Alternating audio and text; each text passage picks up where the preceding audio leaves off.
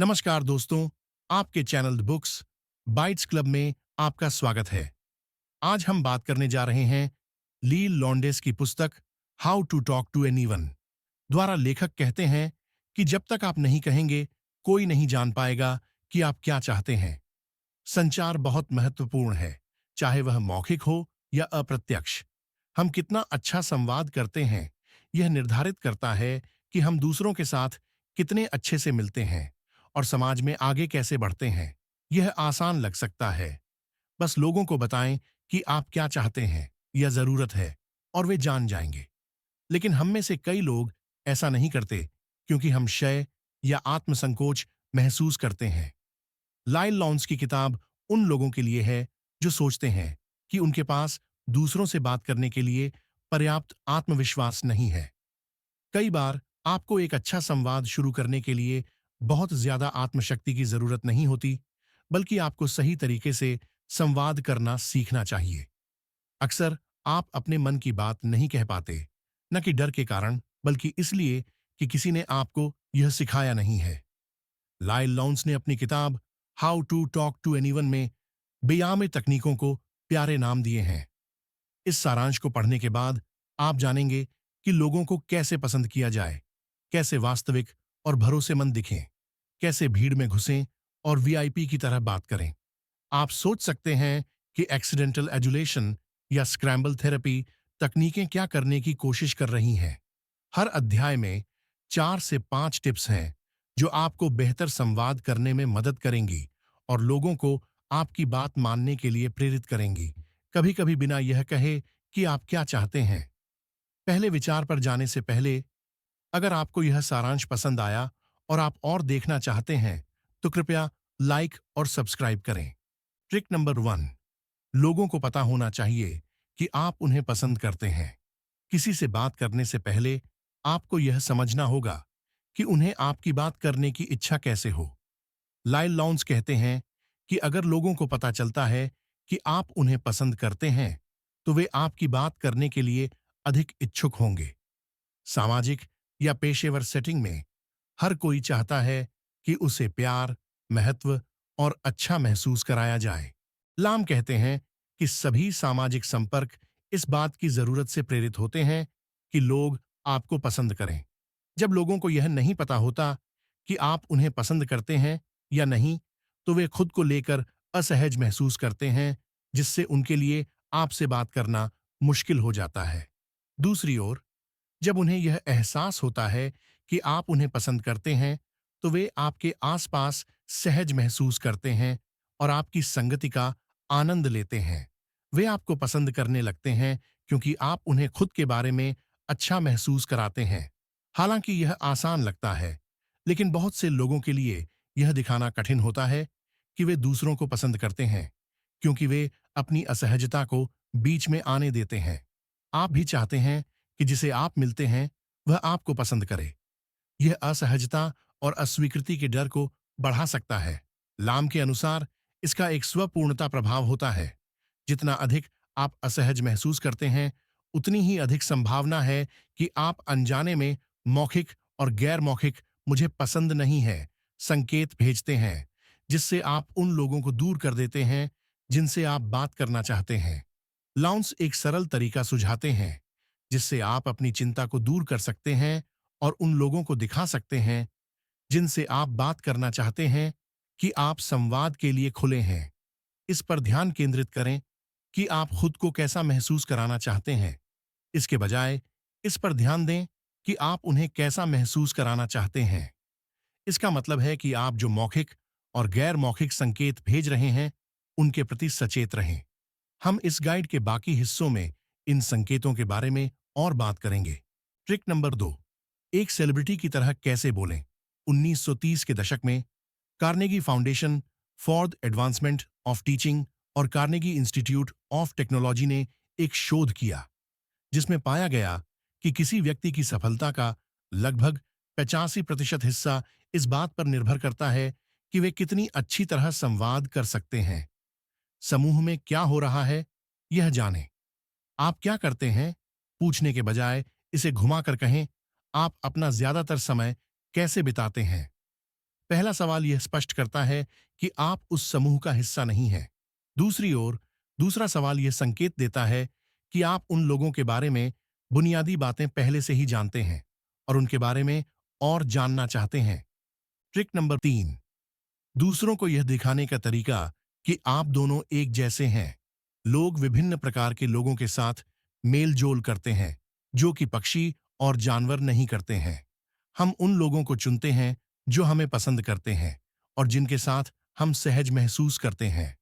हम उन्हीं लोगों को सबसे ज्यादा पसंद करते हैं जो हमारे साथ समान चीजों की परवाह करते हैं। लाइल लॉन्स के अनुसार उन्हें यह महसूस कराएं कि आप उनके जैसे ही हैं। देखें कि अन्य लोग कैसे चलते हैं और इशारे करते हैं और इसे एक सम्मानजनक और बिना किसी डर के तरीके से अपनाएं। वे कैसे दिखते हैं? महंगे, सस्ते, तेज या धीमे?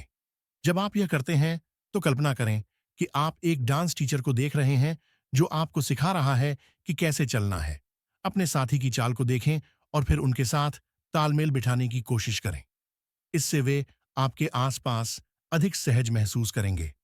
उन्हें ऐसा महसूस कराएं कि आप उनके परिवार का हिस्सा हैं। उनके कहे गए शब्दों का उपयोग करें, न कि अपने शब्दों का। वे कौन से संज्ञा, विशेषण और क्रिया का उपयोग करते हैं, इसे ध्यान से सुनें। उनमें से कुछ को चुनें और उन्हें अपने भाषण में शामिल करें। जब आपका साथी इन शब्दों को सुनेगा तो उसे लगेगा कि आप एक दूसरे को समझते हैं और आपके समान मूल्य और दृष्टिकोण हैं। संकेत: अगर आप बातचीत को बेहतर बनाना चाहते हैं तो मैं समझ रहा हूं या यह तो बहुत अच्छी बात है जैसे वाक्यांशों का उपयोग करें बजाय कहने के। इस तरह के वाक्य लोगों को और बात करने के लिए प्रोत्साहित करते हैं। ट्रिक नंबर 4, पहली अच्छी छाप के लिए गैर मौखिक संकेतों का उपयोग करें। अगर आप किसी से अच्छे से बात करना सीखना चाहते हैं तो अपनी बॉडी लैंग्वेज और अन्य गैर मौखिक संकेतों पर ध्यान दें।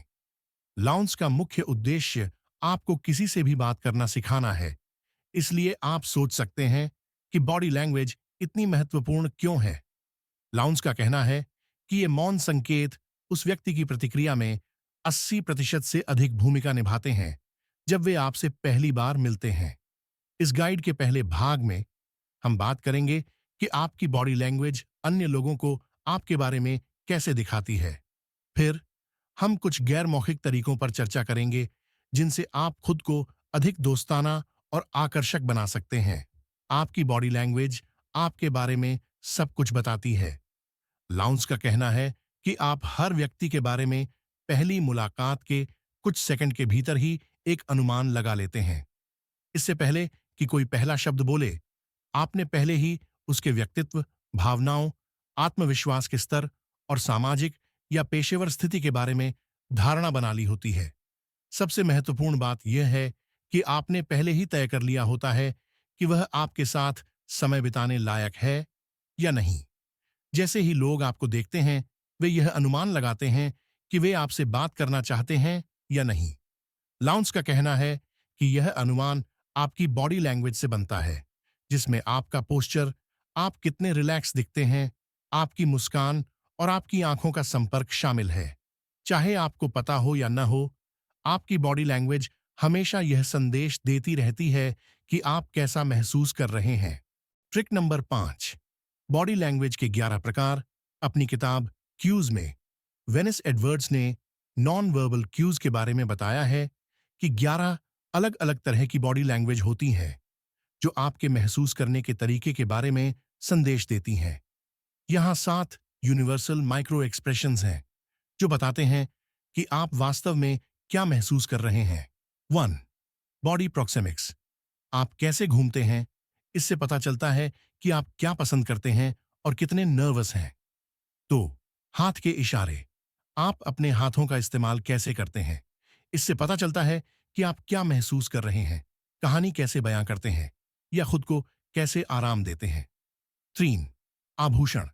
आपके कपड़े और एक्सेसरीज और आप इन्हें कैसे इस्तेमाल करते हैं, यह दिखाता है कि आप अपनी बॉडी से कैसे संवाद करते हैं। 4. रुचि दिखाना। आप दूसरों को सटल और ऑब्वियस तरीकों से अपनी रुचि दिखाते हैं, जैसे बालों को झटकना या मुस्कुराना। 5. आंखों की नजर। आपकी आंखों की हलचल यह बताती है कि आप क्या सोच रहे हैं और महसूस कर रहे हैं, जैसे आकर्षण, संदेह या तनाव। 6. शांत करना। ये दोहराव वाले एक्शन होते हैं जो आपको किसी बुरी घटना के बाद बेहतर महसूस करने में मदद करते हैं, जैसे हाथों को रगड़ना या पैरों को हिलाना। 7. हैप्टिक्स, स्पर्श का उपयोग। आप स्पर्श का उपयोग कैसे करते हैं, यह बताता है कि आपको क्या पसंद है, जैसे अगर आप किसी को कंधे पर थपथपाते हैं या गले लगाते हैं। 8. ब्लॉकिंग। ये संकेत दूसरों को आप तक पहुंचने से रोकते हैं, जैसे मुंह छूना या हाथों को मोड़ना। 9. आवाज का टोन। जब कोई आपकी बात नहीं सुन रहा हो, तब भी आपकी आवाज की पिच और टोन यह बताती है कि आप कितने आत्मविश्वासी या चिंतित हैं। 10. इशारे। लोग बिना शब्दों के 800 से अधिक संकेतों का उपयोग करते हैं, जैसे अंगूठा दिखाकर सहमति जताना। 11. संस्कृति और स्थान का प्रभाव। आपके क्यूज आपके कल्चर और स्थान पर निर्भर करते हैं। Trick number 6। तकनीक नंबर 1, सीधा खड़े रहें। लाउंज का कहना है कि लोग खराब मुद्रा को इस तरह से देखते हैं जैसे कि उन्हें स्वागत नहीं किया जा रहा है। अगर आप झुककर अपना शरीर छिपाने की कोशिश कर रहे हैं, तो इसका मतलब है कि आप असुरक्षित या शर्मिंदा महसूस कर रहे हैं और किसी से संपर्क नहीं करना चाहते। दूसरी ओर, अच्छी मुद्रा को दोस्ताना संकेत के रूप में देखा जाता है, क्योंकि यह दिखाता है कि आप अपने आप पर गर्व करते हैं, आत्मविश्वास रखते हैं और आपके पास छिपाने के लिए कुछ नहीं है। इससे लोग सोचते हैं कि आप एक सफल व्यक्ति हैं जो ध्यान देने योग्य है। Trick number 7। विधि संख्या 2, आराम करें और शारीरिक बाधाओं को हटा दें। लॉन्स का कहना है कि लोग बेचैन और रक्षात्मक हाव भाव को असत्यता के संकेत के रूप में देखते हैं, क्योंकि इससे आप संदिग्ध और रक्षात्मक नजर आते हैं। पैरों को घसीटना या चेहरे को छूना जैसी बेचैन हरकतें दिखाती हैं कि आप असहज, तनावग्रस्त या सिर्फ बोर हो रहे हैं। इसी तरह हाथों को मोड़ना या अपने शरीर के सामने कुछ पकड़ना भी दर्शाता है कि आप असहज महसूस कर रहे हैं। ये इशारे ऐसे होते हैं जैसे आप अपने और दूसरों के बीच दीवार खड़ी कर रहे हों। दूसरी ओर, लॉन्स का कहना है कि लोग एक आरामदायक और खुले हाव भाव को एक ईमानदार और मिलनसार व्यक्तित्व का संकेत मानते हैं। यह दर्शाता है कि आप शांत हैं, कमजोर दिखने से नहीं डरते, क्योंकि आपके पास छिपाने के लिए कुछ नहीं है और आपसे बात करना आसान है। अपने हाथों को ढीला रखें, हथेलियां और कलाई ऊपर की ओर हों। इससे आप शांत, आत्मविश्वासी और भरोसेमंद दिखेंगे। जब लोग आपसे बात करने आए, तो अपना पूरा शरीर उनकी ओर मोड़ें, ताकि उन्हें लगे कि आपका पूरा ध्यान उनकी ओर है। यह दर्शाता है कि आप उनके साथ खुश हैं और उन्हें आराम महसूस कराता है। ट्रिक नंबर 8, 18 बेचैन और रक्षात्मक हरकतें जिनसे बचना चाहिए। गेटिंग बैक टू हैप्पी के लेखक मार्क चेरनॉफ बेचैन और रक्षात्मक हरकतों पर और भी गहराई से चर्चा करते हैं, जो लॉन्स ने बताई थीं। वह 18 ऐसी चीजों की सूची देते हैं जिन्हें आपको किसी से बात करते समय नहीं करना चाहिए, और समझाते हैं कि इनमें से प्रत्येक हरकत का क्या मतलब होता है। 8. अपने शरीर के सामने चीजें पकड़ना। यह दिखाता है कि आप शर्मीले, प्रतिरोधी हैं या अकेले रहना चाहते हैं। इसके बजाय चीजों को अपने बगल में पकड़ें। 2. समय देखना या नाखूनों को देखना। यह एक स्पष्ट संकेत है कि आप बोर हो रहे हैं। 3. किसी से बात करते समय अपने कपड़ों से लिंट हटाना। इसका मतलब है कि आपको उनकी बातें पसंद नहीं हैं और आप अपनी ईमानदार राय देने में सहज नहीं है। 4. किसी को देखते समय अपनी ठुड्डी को सहलाना। यह दिखाता है कि आपके मन में उस व्यक्ति के बारे में एक राय है। 5. बातचीत के दौरान अपने चेहरे को छूना, विशेषकर नाक या मुंह। यह दिखाता है कि आप झूठ बोल रहे हैं। 6. किसी से दूर झुकना। यह दर्शाता है कि आपको उनकी परवाह नहीं है, खासकर जब आप उनके साथ एक टेबल पर बैठे हों। 7. अपने हाथों को सिर के पीछे या कूल्हों पर रखना। यह दिखाता है कि आप श्रेष्ठ या घमंडी हैं और आपको यह केवल करीबी दोस्तों या परिवार के बीच करना चाहिए। 8. जिस व्यक्ति से आप बात कर रहे हैं, उसकी ओर सीधे मुंह नहीं करना। यह दर्शाता है कि आप असहज, अनिच्छुक और बातचीत में रुचि नहीं रखते हैं। 9. अपने हाथों को मोड़ना, यह रक्षात्मकता और कभी-कभी आत्मकेंद्रित का संकेत है। अपने हाथों को हमेशा खुले और अपने बगल में रखें।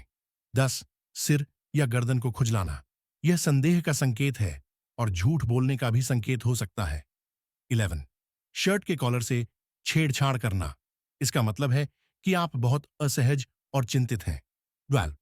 हाथों को जननांगों पर रखना, इसका मतलब है कि आप घबराए हुए और असुरक्षित महसूस कर रहे हैं। इससे आपके कंधे भी आगे की ओर झुक जाते हैं, जिससे आप छोटे और कमजोर दिखते हैं। 13. अपने सिर को हाथों पर टिकाना, यह बोरियत का संकेत है। अपने हाथों को टेबल पर रखें और उन्हें हिलाएं नहीं। 14. अपने पसीने से भरे हाथों को अपने कपड़ों से पोंछना, यह दर्शाता है कि आप बहुत घबराए हुए हैं। 15. कुर्सी के किनारे पर बैठना, इसका मतलब है कि आप मानसिक और शारीरिक रूप से असहज हैं। 16. पैरों और उंगलियों को थाप देना, इसका मतलब है कि आप तनावग्रस्त, अधीर या बोर हो रहे हैं। 17. छोटी चीजों के साथ छेड़छाड़ करना, यह चिंता का संकेत है और यह भी कि आप तैयार नहीं हैं। 18. एक पैर से दूसरे पैर पर वजन डालना, इसका मतलब है कि आप मानसिक और शारीरिक रूप से असहज हैं और बातचीत को खत्म करना चाहते हैं। ट्रिक नंबर 9, सहज परिचय और परिचित इशारों से अच्छी बातचीत की शुरुआत। जब आप किसी से पहली बार मिलने जा रहे होते हैं, तो आप चिंता कर सकते हैं कि क्या हमारे पास बात करने के लिए कुछ भी सामान्य होगा या हम क्या बात करेंगे। लेकिन सौभाग्य से एक अच्छी बातचीत शुरू करने के लिए अक्सर सिर्फ एक सहज परिचय ही काफी होता है। इस परिचय को आसान बनाने का सबसे अच्छा तरीका यह है कि आप किसी साझा मित्र या उस कार्यक्रम के आयोजक से कहें कि वे आपका परिचय कराएं। आप उनसे उस अजनबी के बारे में कुछ सवाल भी पूछ सकते हैं ताकि आप खुद से बातचीत शुरू कर सकें। आखिर में, आप उस अजनबी के पास खड़े होकर उनकी बातों को सुन सकते हैं और सही मौके की तलाश कर सकते हैं जब आप बातचीत में शामिल हो सकें। लोगों को बातचीत में शामिल करने का एक क्लासिक तरीका यह है कि आप अपने साथ कुछ ऐसा लेकर जाएं जो बातचीत की शुरुआत कर सके, जैसे कि एक पुरानी पॉकेट वॉच या एक अनोखा पर्स। इससे लोग आपसे पूछ सकते हैं कि यह कहाँ से मिला, और इससे पहले कि आप समझें, आप दोनों ऐसे बात करेंगे जैसे आप एक दूसरे को हमेशा से जानते हों। अगर आप मीटिंग का आयोजन कर रहे हैं, तो आप सभी का परिचय कराकर और उनके बारे में एक दो रोचक बातें बताकर चीजों को और सुचारू बना सकते हैं, ताकि हर कोई फॉलो अप सवाल पूछ सके और बातचीत शुरू हो सके। एक बार जब आप सभी से मिल चुके हों और बातचीत शुरू हो चुकी हो, तो ध्यान दें कि आप कैसे व्यवहार करते हैं। कोई भी उस व्यक्ति के साथ बातचीत में नहीं रहना चाहता जो एक उबाऊ कहानी को लगातार सुनाता रहे। इसलिए यदि आप ऐसा दूसरों के साथ नहीं करना चाहते हैं, तो ध्यान से सुनें कि वे क्या कहते हैं और कैसे प्रतिक्रिया देते हैं। यदि आप उनके हाव-भाव और आवाज के लहजे से मेल खाने की कोशिश करते हैं, तो लोग आपकी बातों को सुनने और उसमें दिलचस्पी लेने की अधिक संभावना रखते हैं। उदाहरण के लिए, यदि वे मुस्कुरा रहे हैं और इधर-उधर हिल रहे हैं, तो आपको भी ऐसा ही करना चाहिए। यदि माहौल उदास है और लोग अपनी कुर्सियों पर पीछे की ओर झुके हुए हैं, तो आपको भी ऐसा करने की कोशिश करनी चाहिए। जब भी आपको किसी बातचीत में शामिल होने का मौका मिले, तो यह सुनिश्चित करें कि आप क्या कहने वाले हैं और आपका रवैया अच्छा हो। यह आपके शब्दों से भी अधिक महत्वपूर्ण है। बस ये ध्यान रखें कि आप कुछ भी अशिष्ट, अप्रिय या शिकायत भरा न कहें, क्योंकि इससे बातचीत का माहौल खराब हो सकता है। ट्रिक नंबर 10, छोटी-छोटी बातों का महत्व समझें और लोगों से बातचीत करते रहें। आपको लग सकता है कि छोटी-छोटी बातें करना कोई मायने नहीं रखता और यह समय की बर्बादी है, लेकिन ऐसा नहीं है। छोटी-छोटी बातें आपके व्यवसाय और व्यक्तिगत जीवन में बड़ा अंतर ला सकती हैं। यह आपको किसी का दिल जीतने में मदद कर सकती है या उन्हें आपसे दूर कर सकती हैं। अगर आपको छोटी-छोटी बातें करना नहीं आता, तो सोचें कि जब आप किसी से पहली बार मिलते हैं, तो कौन से सवाल पूछे जा सकते हैं और आप कौन से सवाल हमेशा पूछते हैं।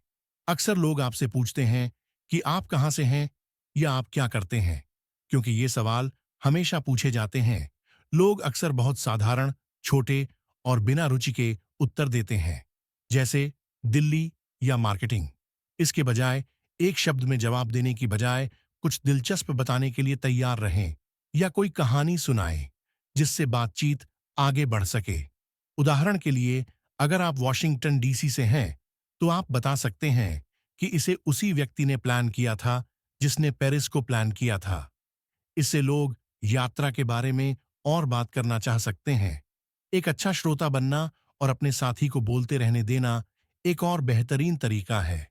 ये सुनने में थोड़ा उल्टा लग सकता है, लेकिन लोगों को यह महसूस कराने के सबसे अच्छे तरीकों में से एक कि आप एक बेहतरीन बातचीत करने वाले हैं, वह यह है कि आप कम बोलें और अपने साथी पर ध्यान केंद्रित रखें। इस तरह वे इतने व्यस्त रहेंगे कि वे यह नोटिस नहीं करेंगे कि आप बहुत कुछ नहीं कह रहे हैं। किसी को बोलते रहने के लिए उनके रुकने का इंतजार करें और फिर उनके द्वारा कही गई बात को थोड़ा बदलकर दोहराएं। इससे बातचीत जारी रहेगी और वे आपको कई दिलचस्प बातें बता सकते हैं। अगर किसी समूह में कोई व्यक्ति एक बेहतरीन कहानीकार है, तो उन्हें सही ढंग से परिचय दें। यह एक सरल तरीका है जिससे आपको बातचीत में प्रशंसा मिल सकती है। यह पूरे समूह के लिए मजेदार होता है और कहानीकार भी खुश होगा कि आपने उन्हें अपनी बात कहने का मौका दिया। बस यह सुनिश्चित करें कि कहानी उपयुक्त हो और वो आपको व्यक्तिगत रूप से न बताई गई हो, क्योंकि अगर ऐसा हुआ तो आपकी यह रणनीति गलत तरीके से काम कर सकती है। इसके अलावा बातचीत के दौरान ऐसी बातें कहने से बचें जो आपको खराब दिखा सकती हैं। जब लोग एक दूसरे को बेहतर तरीके से जानने की कोशिश कर रहे होते हैं, तो वे अक्सर कुछ व्यक्तिगत बताना या अपनी कोई कमजोरी दिखाना चाहते हैं। यह करना गलत है अगर व्यक्ति पहले से ही आपसे प्रभावित नहीं है। उन्हें कोई राज बताने से वे सोच सकते हैं कि आप उनसे और क्या छुपा रहे हैं। इसलिए छोटी छोटी बातों का सही ढंग से उपयोग करें। अच्छा श्रोता बने और हमेशा अपनी बात कहने से पहले सोचें। ट्रिक नंबर 11, दोस्ताना संबंध बनाने के लिए नकल करना, सहानुभूति दिखाना और करीबी दोस्त की तरह बर्ताव करना। लोग अक्सर उन्हीं को पसंद करते हैं जिनसे उनके कुछ समानता होती है। यह एक ऐसी बात है जिसे ध्यान में रखना मददगार हो सकता है। आप इस बात का फायदा उठाकर उस व्यक्ति के साथ अपनी समानताओं को उजागर कर सकते हैं जिसे आप प्रभावित करना चाहते हैं। नकल सबसे अच्छी प्रशंसा है। कहावत आपके लिए अन्य लोगों के साथ बेहतर संबंध बनाने में मदद कर सकती है। ध्यान दें कि वे कैसे चलते हैं, क्या वे धीमे और सावधान होते हैं या फिर तनावग्रस्त और जल्दबाज। अगर आप उसी तरीके से चलते हैं जैसे वे चलते हैं, तो वे आपके आसपास सहज महसूस करेंगे, भले ही उन्हें इसका पता ना हो। इसी तरह उनके द्वारा इस्तेमाल किए गए शब्दों और वाक्यांशों का उपयोग करने की कोशिश करें। उदाहरण के लिए, अगर कोई कहता है कि वह एक विज्ञापन एजेंसी में काम करता है, तो ध्यान दें कि उसने कंपनी या फर्म शब्द का इस्तेमाल नहीं किया और आप भी उसी तरह बात करें। आप इसे एक कदम आगे बढ़ाकर उनके रुचियों से जुड़े शब्दों का उपयोग कर सकते हैं। अगर उन्हें बेसबॉल पसंद है, तो आप उन्हें होम रन में मदद कर सकते हैं और अगर उन्हें नाव चलाना पसंद है, तो आप उन्हें क्रू का हिस्सा बना सकते हैं। सहानुभूति दिखाने वाले शब्दों का उपयोग करना भी संबंध बनाने का एक और तरीका है। जब लोग हमसे बात करते हैं, तो हम अक्सर हाँ, जैसे शब्दों का इस्तेमाल करके यह दिखाते हैं कि हम सुन रहे हैं। लेकिन अगर आप अच्छा प्रभाव डालना चाहते हैं, तो पूरे वाक्यों का इस्तेमाल करें, जैसे यह सही काम था या मैं समझता हूं कि आपने ऐसा क्यों किया। इससे यह दिखेगा कि आप वास्तव में उनकी बात समझ रहे हैं। हम और हमारा जैसे शब्दों का उपयोग भी किसी को बेहतर तरीके से जानने और जल्द ही घनिष्ठ मित्र बनने का एक अच्छा तरीका है। ज्यादातर समय ये शब्द केवल करीबी दोस्तों और भागीदारों के बीच उपयोग किए जाते हैं। अगर आप इन शब्दों का उपयोग उस व्यक्ति के आसपास करते हैं जिसे आप करीबी दोस्त बनाना चाहते हैं, तो यह प्रक्रिया तेज हो जाएगी। उदाहरण के लिए, आप नए मेयर के बारे में क्या सोचते हैं पूछने के बजाय हम नए मेयर के साथ कैसे करेंगे? पूछें। अंत में अंदरूनी मजाक बनाना सीखें। वे किसी भी करीबी दोस्ती या रिश्ते की नींव होते हैं। अगर आप किसी के साथ जल्दी से घनिष्ठ संबंध बनाना चाहते हैं, तो याद रखें, जब आप दोनों ने किसी मजेदार बात पर हंसी उड़ाई थी और उसे बाद में फिर से लाएं। अचानक आप दोनों के पास एक साझा इतिहास होगा, जिसे याद रखना आसान होगा। Trick number 12। तकनीक नंबर 3। अपनी मुस्कान में देरी करें और आंखों से संपर्क बनाए रखें। लेमिस का कहना है कि लोग जल्दी और स्वाभाविक मुस्कान का अच्छा जवाब नहीं देते, क्योंकि उन्हें लगता है कि आप सभी को एक ही तरह से मुस्कुरा रहे हैं। इससे उन्हें लगता है कि आप उनसे दूर और भावनात्मक रूप से अलग हैं। इसके अलावा आंखों से संपर्क न करना भी लोगों को निराश करता है। वे इसे इस तरह देखते हैं कि आप या तो व्यस्त हैं या अच्छा महसूस नहीं कर रहे हैं, जिससे उनके लिए आपसे भावनात्मक रूप से जुड़ना मुश्किल हो जाता है। लेमिस का कहना है कि अगर आप चाहते हैं कि लोग आपके प्रति अच्छे रहें, तो हर किसी को जल्दी से मुस्कुराने से बचें। इसके बजाय व्यक्ति की आंखों में देखें, कुछ पल के लिए रुके रहें और फिर बड़ी और गर्मजोशी भरी मुस्कान दें, जबकि आप अपनी आंखों को उनसे मिलाए रखें।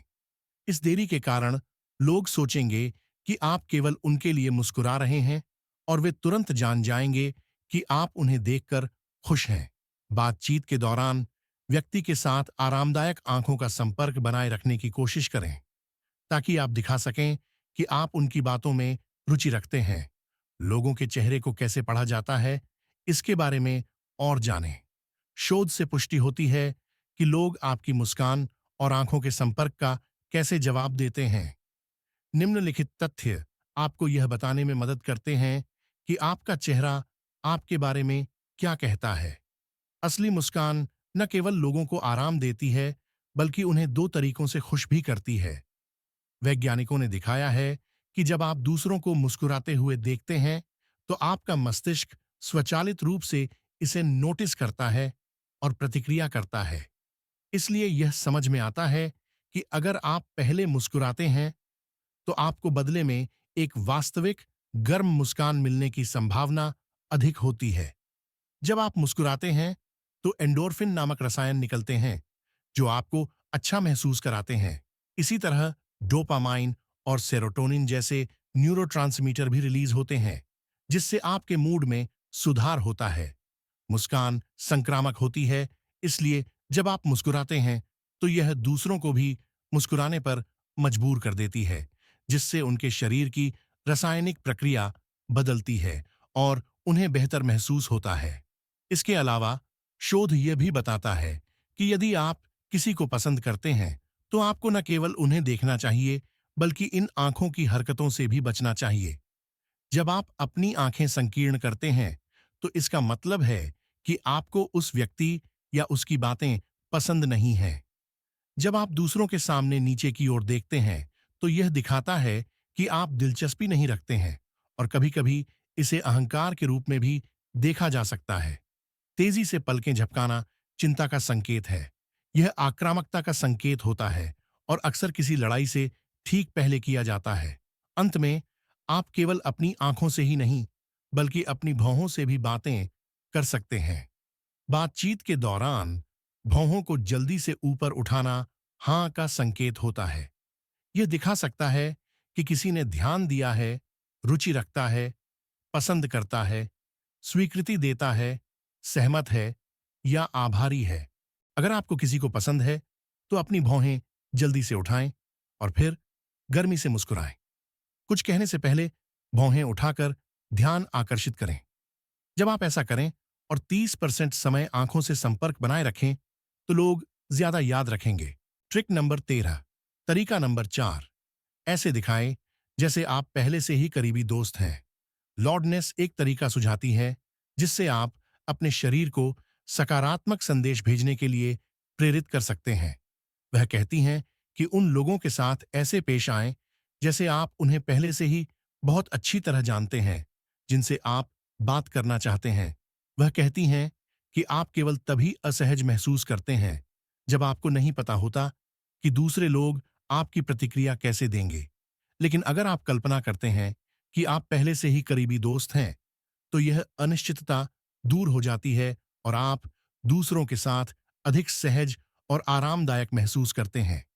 लॉर्डनेस कहती हैं कि किसी को पसंद करने का नाटक करना इतना अच्छा महसूस होता है कि समय के साथ यह असली स्नेह में बदल जाता है।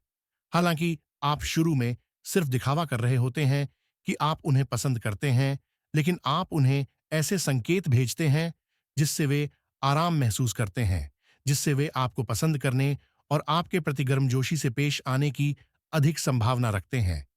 इससे आप भी उन्हें पसंद करना चाहेंगे, जिससे बातचीत वाकई आसान और मजेदार हो जाती है।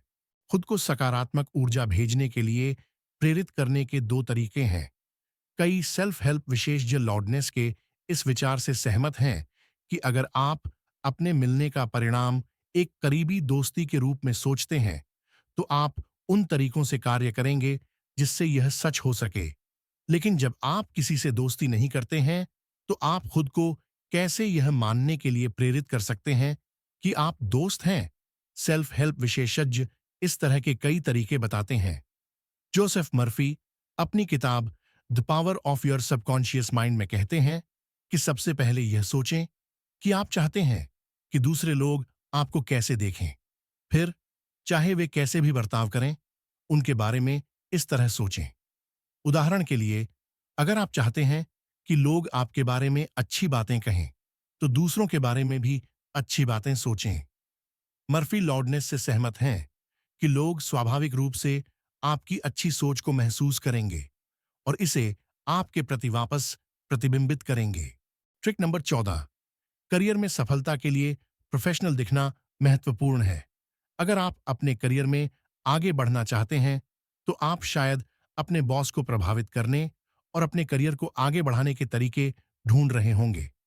एक महत्वपूर्ण तरीका यह है कि आप हमेशा प्रोफेशनल बने रहें। सबसे पहले, जब आप अपने बॉस से बात करें, तो सीधे मुद्दे पर आएं। महत्वपूर्ण लोगों के पास इधर-उधर की बातें करने का समय नहीं होता है। इसके अलावा, जब आप बात करें, तो ध्यान रखें कि आपकी बात पर उनका ध्यान बना रहे। जब आप एक वाक्य की शुरुआत आप से करते हैं, तो सुनने वाले को आगे की बात पर ध्यान देने की संभावना बढ़ जाती है। उसी तरह, जब आप किसी को बुरी खबर बताने के बारे में सोच रहे हों, तो यह सोचें कि वे क्या कह सकते हैं और अपने संदेश में इसकी संभावना का ध्यान रखें। उदाहरण के लिए, अगर आपको लगता है कि वे खबर सुनकर खुश होंगे, तो इसे मुस्कुराते हुए बताएं। अगर खबर बुरी है, तो उन्हें सहानुभूति के साथ बताएं। इसके अलावा, यह भी सोचें कि श्रोता के लिए क्या दिलचस्प हो सकता है। जब आप किसी संभावित ग्राहक से मिलें, तो केवल यह न बताएं कि आप अपनी नौकरी में क्या करते हैं। अगर आप एक अकाउंटेंट हैं, तो कहें, मैं लोगों की वित्तीय स्थिति को व्यवस्थित करता हूं और उन्हें पैसे बचाने के नए तरीके खोजने में मदद करता हूं।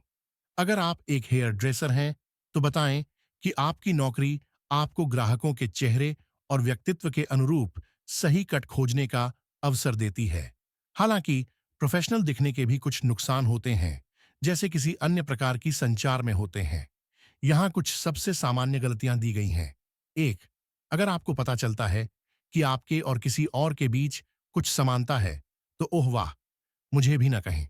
प्रोफेशनल तरीका यह है कि शांत रहें और बातचीत के दौरान सच्चाई को स्वाभाविक रूप से बाहर आने दें।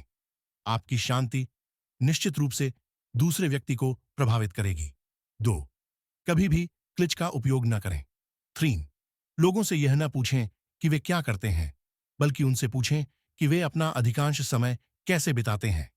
कुछ लोग अपनी नौकरी के बारे में बात करना पसंद नहीं करते, लेकिन वे अपनी वास्तविक रुचियों के बारे में बात करने में खुश होते हैं।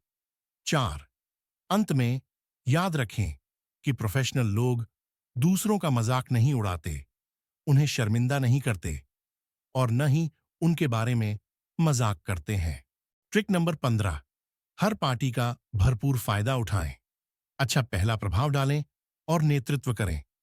बहुत से लोग पार्टियों में सिर्फ मजे करने के लिए जाते हैं। इसमें कोई बुराई नहीं है, लेकिन आप वहां कुछ और भी कर सकते हैं। यहाँ कुछ सुझाव दिए गए हैं कि आप वहां मौजूद महत्वपूर्ण लोगों से कैसे मिल सकते हैं और उन्हें प्रभावित कर सकते हैं। फिर से पहला प्रभाव ही मायने रखता है। आपने सुना होगा कि पॉप स्टार्स की स्टेज पर बहुत अच्छी उपस्थिति होती है। आप भी इसी तरह का प्रभाव डाल सकते हैं और सभी का ध्यान अपनी ओर खींच सकते हैं। बस इसके लिए थोड़ी तैयारी और अंदाज से कमरे में प्रवेश करने का तरीका जानना होगा। एक प्रभावशाली एंट्री करना आसान है। दरवाजे पर रुकें और कमरे का निरीक्षण करें। एक बार जब आप देख लें कि जगह अच्छी लग रही है, तो मुस्कुराएं और अंदर जाएं। वहां मौजूद लोग निश्चित रूप से इस तरह के नाटकीय प्रवेश से प्रभावित होंगे। अंदर जाने के बाद आपको नेतृत्व करना चाहिए और सीधे वहां के सबसे दिलचस्प व्यक्ति के पास जाना चाहिए। अगर आप बस खड़े रहकर इंतजार करेंगे कि लोग आपके पास आएं, तो हो सकता है कि आप पूरी रात दीवार का हिस्सा बने रहें और उन लोगों से मिलने का मौका गंवा दें जो चीजों को बदलते हैं। जब आप किसी का पूरा ध्यान खींच लें, तो अब तक जो कुछ भी सीखा है उसे उपयोग में लाने का समय आ गया है। यहाँ एक अतिरिक्त सुझाव है। ध्यान दें कि आप अपने हाथों से क्या कर रहे हैं। अपनी उंगलियां या हाथ की पीठ न दिखाएं, जो कि धमकी भरे संकेत के रूप में देखा जा सकता है। इसके बजाय अपने हाथों को खुले रखें और हथेलियों को बाहर की ओर रखें। याद रखें कि सुनते समय मानसिक रूप से नोट्स लें कि दूसरा व्यक्ति क्या कह रहा है, क्योंकि यह जानकारी बाद में काम आ सकती है। इसमें कोई भी व्यक्तिगत जानकारी शामिल हो सकती है जो वे साझा कर सकते हैं या वे जो भी महत्वपूर्ण मानते हैं।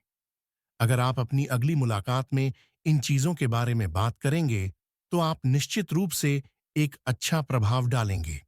इसके साथ ही हमारी पुस्तक का सारांश भी समाप्त होता है। आइए सबको संक्षेप में देखें। 1. लोगों को यह जानना चाहिए कि आप उन्हें पसंद करते हैं। 2. जैसे एक सेलिब्रिटी बात करता है, वैसे बात करने का तरीका। 3. यह दिखाने का तरीका कि आप दोनों कितने समान हैं। 4. अच्छा पहला प्रभाव बनाने के लिए गैर मौखिक संकेतों का उपयोग करें। 5. बॉडी लैंग्वेज के 11 प्रकार। 6. तकनीक नंबर 1, सीधे खड़े रहें। 7. तरीका नंबर 2, आराम करें और शारीरिक बाधाओं को दूर करें। 8. 18 फिजिटी और गाइडेड मूवमेंट्स से बचें। 9. स्मूथ परिचय और परिचित इशारे अच्छे बातचीत की शुरुआत करते हैं। 10. छोटी बातों का कला मास्टर करें, बातचीत के दरवाजे खोलें और लोगों को बात करते रहने दें। 11. नकली दोस्त की तरह बर्ताव करके, सहानुभूति दिखाकर और दोस्त की तरह व्यवहार करके संबंध बनाएं। 12. तकनीक नंबर 3, मुस्कान को देरी से दिखाएं और आंखों से संपर्क बनाए रखें। 13. तकनीक नंबर 4, ऐसा व्यवहार करें जैसे आप पहले से ही करीबी दोस्त हैं। 14. करियर की सफलता के लिए पेशेवर लगना महत्वपूर्ण है। 15. हर पार्टी का पूरा फायदा उठाएं, अच्छा पहला प्रभाव डालें और लीड लें। मुझे आशा है कि आपको हमारी पुस्तक का सारांश पसंद आएगा। यदि हाँ, तो इसे लाइक करना न भूलें और चैनल को सब्सक्राइब करें। और अब तक हमारे साथ बने रहने के लिए धन्यवाद।